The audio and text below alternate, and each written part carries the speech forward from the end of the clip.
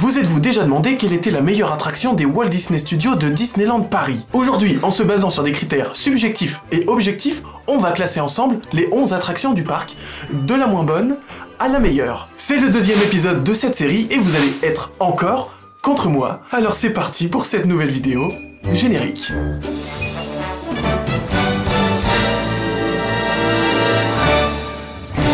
Il va y avoir 6 critères pour classer les différentes attractions qui individuellement donneront une note sur 10. Le premier, c'est la thématisation de la file d'attente. Est-ce qu'elle est belle? Est-ce qu'elle est jolie? Est-ce qu'elle donne envie d'attendre? Le deuxième, c'est la base dans un parc Disney, l'immersion dans les décors. Est-ce que c'est magique? Est-ce que vous êtes transporté dans cette attraction? Le troisième, c'est la musique et la bande-son de l'attraction. Est-ce qu'elle est marquante? Est-ce qu'elle reste en tête? Ensuite, on va parler de l'émotion que vous procure l'attraction. Est-ce qu'elle vous rend heureux? Est-ce qu'elle vous fait peur? Est-ce que vous avez des sensations à l'intérieur de celle-ci?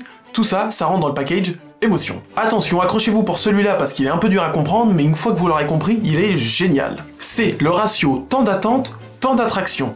Je vous explique. On va prendre un exemple avec l'attraction par exemple Big Thunder Mountain. L'attraction dure 5 minutes, ce qui nous fait une note sur 20. Grâce à un calcul très savant, demandez pas, mais ça fait une note sur 20. De l'autre côté, par exemple, le temps moyen pour l'attraction Big Thunder Mountain est de 40 minutes, ce qui nous fait une deuxième note sur 20. Je vous mets en lien le site où vous avez tous les temps d'attente moyens à Disneyland Paris. Ces deux notes, on les mélange, on les rassemble et ça nous donne une note sur 10 qui permet de les classer parmi les autres attractions. Pour terminer les 6 critères, il y a ma note personnelle, on fait une moyenne de ces 6 notes et ça nous donne une note sur 20 qui nous permet de classer ces attractions de la 11e à la première. Vous avez compris le principe, alors on commence tout de suite. En 11e place du classement, une des seules attractions encore d'origine dans le parc, c'est pas foufou, mais on parle des tapis volants avec un 9,4. Tous mes acteurs sont là? Fantastique! En place tout le monde. Très bien, tout le monde sourit, préparez-vous à filmer. Lumière, caméra... Il n'y a jamais vraiment grand monde, la file d'attente est pas ouf, et l'attraction non plus. Heureusement qu'il y a la voix officielle du génie pour relever un peu tout ça. Richard Darbois, je t'aime.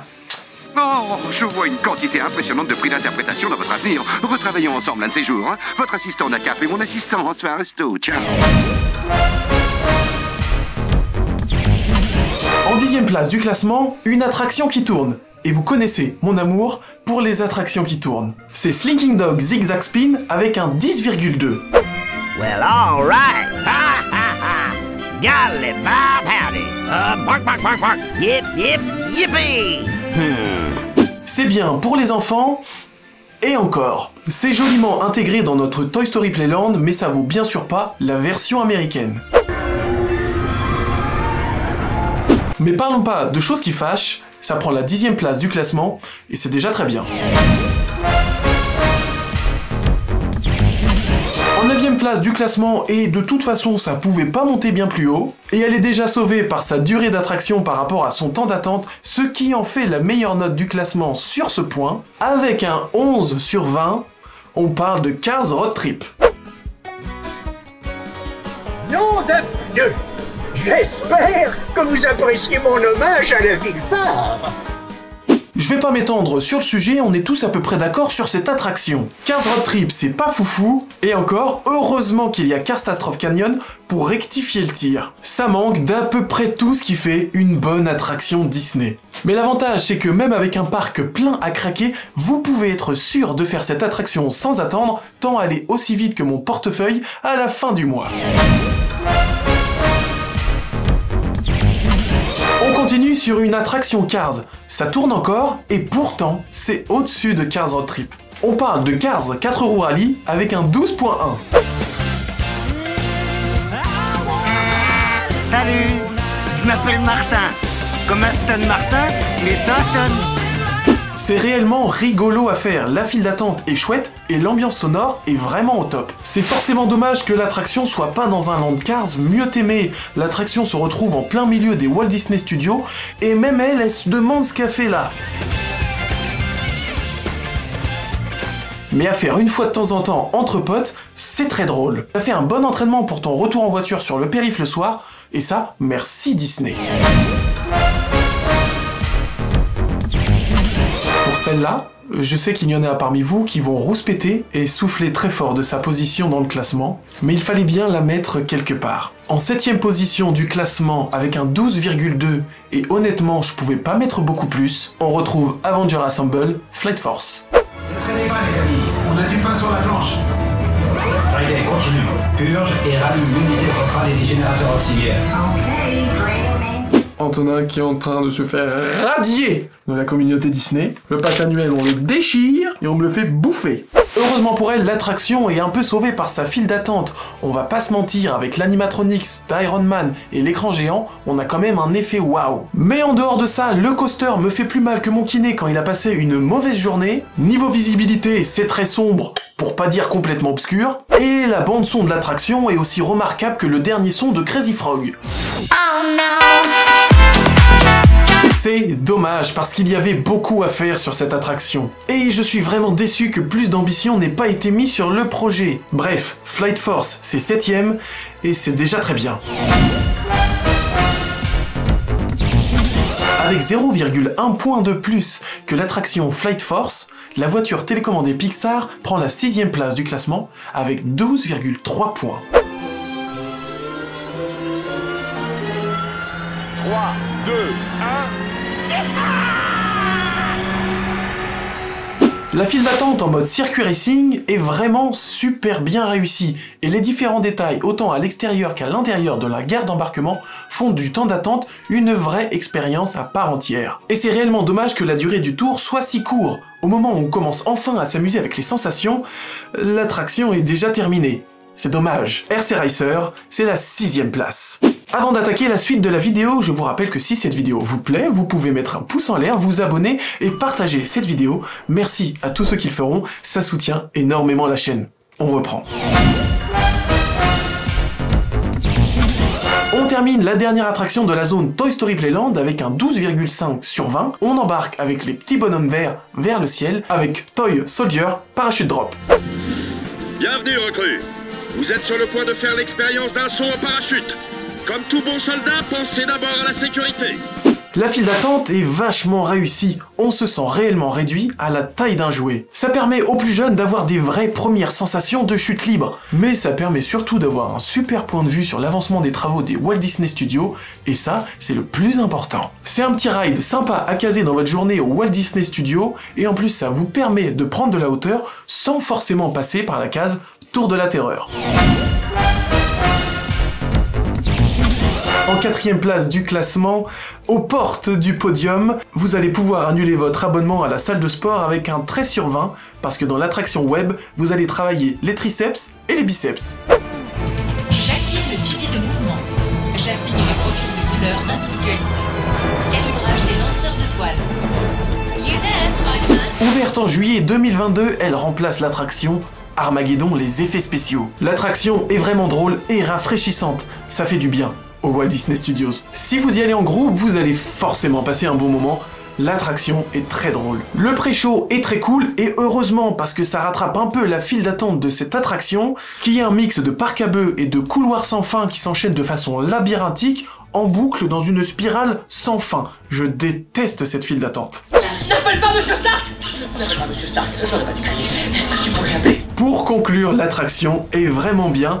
Mais je vous conseille tout de même de poser 1 ou 2 jours de RTT pour pouvoir récupérer vos bras en sortie d'attraction. Conseil d'amis. Vous le savez, on est maintenant sur le podium, sur les 3 premières places de ce classement. Il y a encore 3 attractions qui se battent pour le top 1. Il nous reste la Tour de la Terreur, Crush Coaster et Ratatouille. Alors qui des 3 va monter sur la première place de ce classement?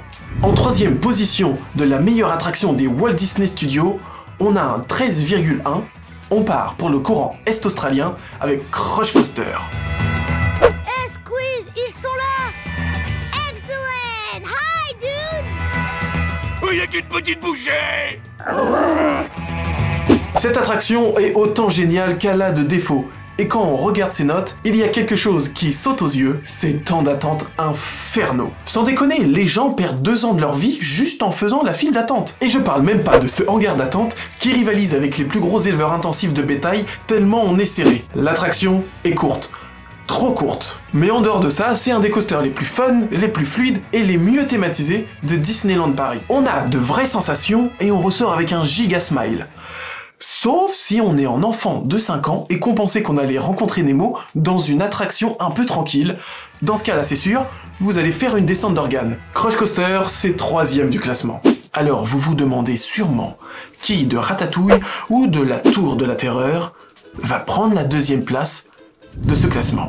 En 2e place du classement, avec un 14,2, on passe à l'échelle d'un rat avec l'attraction Ratatouille, l'aventure totalement toquée de Rémi. Oh, tous ces visages affamés! Eh bien, vous ne pouviez pas mieux tomber.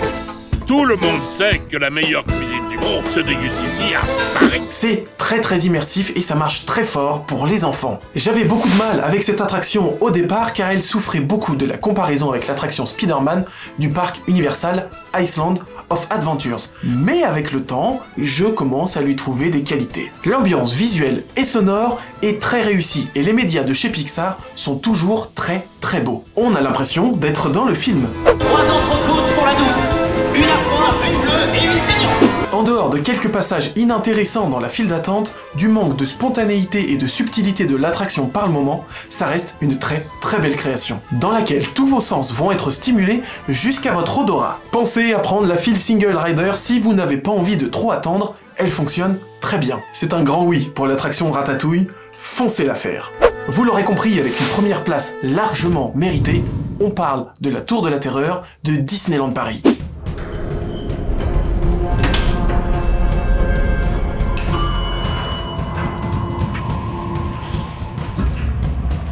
C'est clairement un coup de cœur depuis ma première fois il y a plus de 10 ans, je ne m'en lasse pas. Tout est maîtrisé à la perfection dans cette attraction, de la storyline à la décoration en passant par le ride system, c'est ici un véritable bijou de Walt Disney Imagineering. C'est le must-do au Walt Disney Studios.